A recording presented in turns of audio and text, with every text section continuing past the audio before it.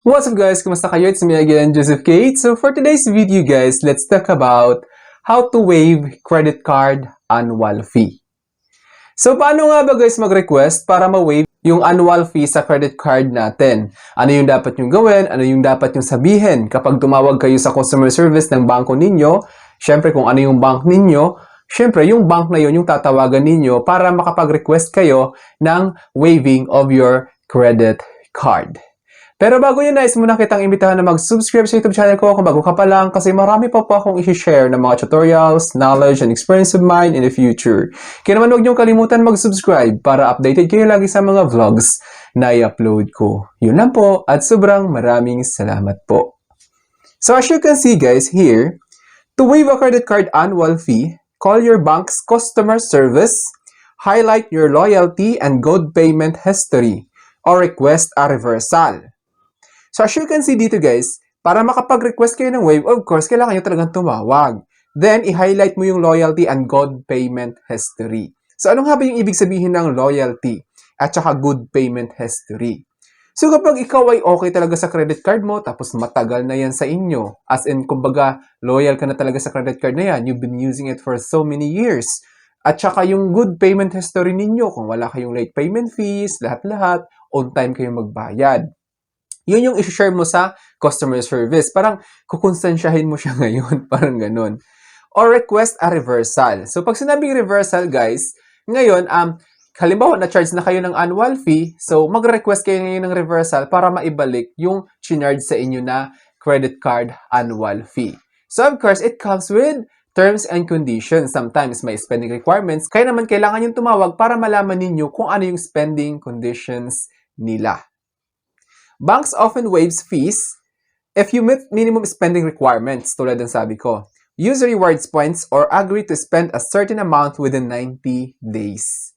So, yun yung parang kailangan mong to pa rin. Kumbaga, meron silang agreement. Like, for example, yung credit, sir, kailangan mong mag-spend ng ganitong amount para ma-waive yung annual fee mo. Ngayon, halimbawa na charge na, i-waive yan at ibabalik yan. Kumbaga, di ba, kung paano kayo magbayad ng credit card, ganun yung magre-reflect. So, kung magkano yung chinarge sa inyo, ibabalik lang yon. Effective ways to waive annual fees. So, ito yung mga mabisang paraan para makapag-request kayo or makapagpa-waive para successfully na ma-waive yung annual fee sa credit card ninyo, talagang ibabalik nila. Call and negotiate. So, of course, everything can be done through negotiation. So, kung okay yung pakikipag-usap ninyo, tapos natuwa kayo sa bawat isa, so, possibly, most probable, i-waive ngayon ni customer service yung annual fee ng credit card ninyo. Contact the bank's hotline as soon as a fee or the fee appears, citing good payment history and loyalty.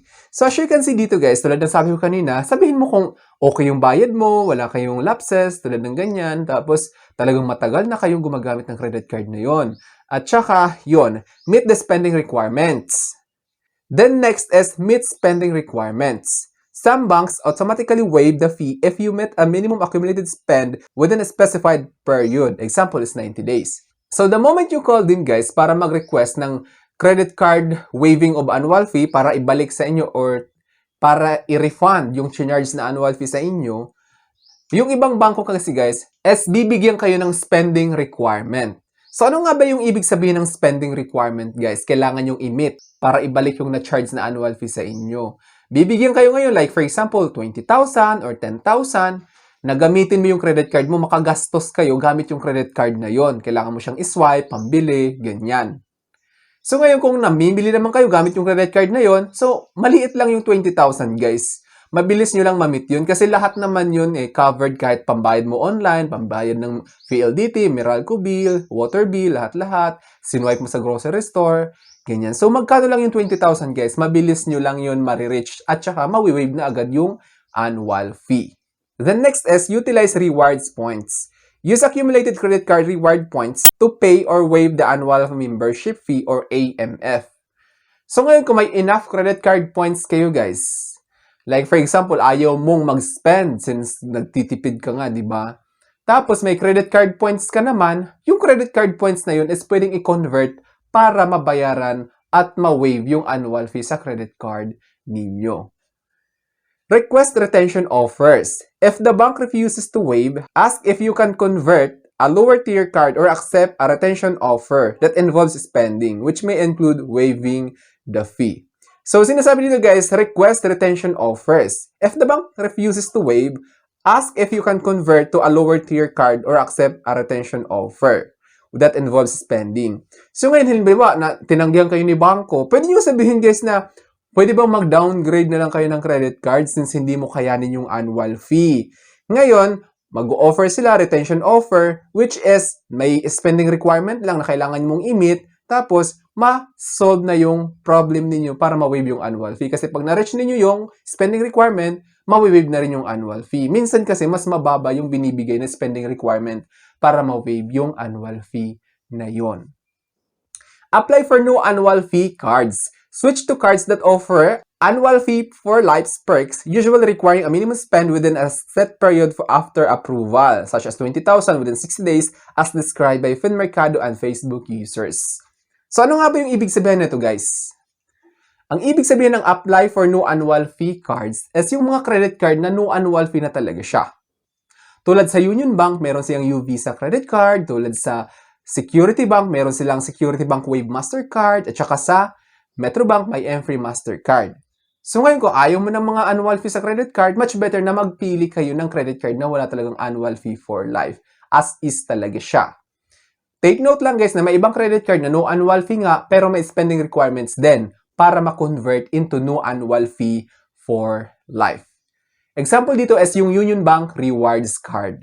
Pagka-apply ninyo, tas na-approve, kailangan nyo muna mag-spend ng 20,000 within 60 days after the approval and activation para ma-convert into no annual fee for life.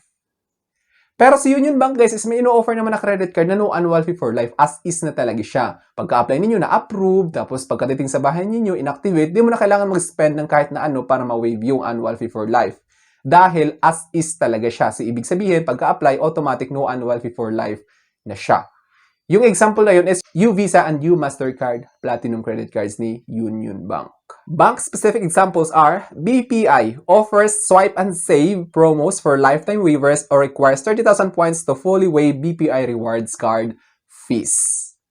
So, ano ibig sabihin nito guys? Si BPI minsan is nag-o-offer ng swipe and save. So, ngayon, pag naka-ipon kayo ng 30,000 points, pwede na ma-convert yung wave ng, parang pwede nang ma-wave yung annual fee ng BPI reward card ninyo. Metrobank naman is requires an accumulated spend of 30,000 to 100,000 pesos within 90 days to waive annual fees. Sa Metrobank naman kasi guys, minsan is kailangan mo lang mag-spend ng 30,000 to 100,000 para ma-waive na yung annual fee. So itong mga mini-mention ko guys is example lang ito ng mga credit card na nag-o-offer ng waiving or para ma-waive yung annual fee sa credit card nila. Si China Bank naman is allows principal cardholders to convert rewards points into annual fee membership waiver.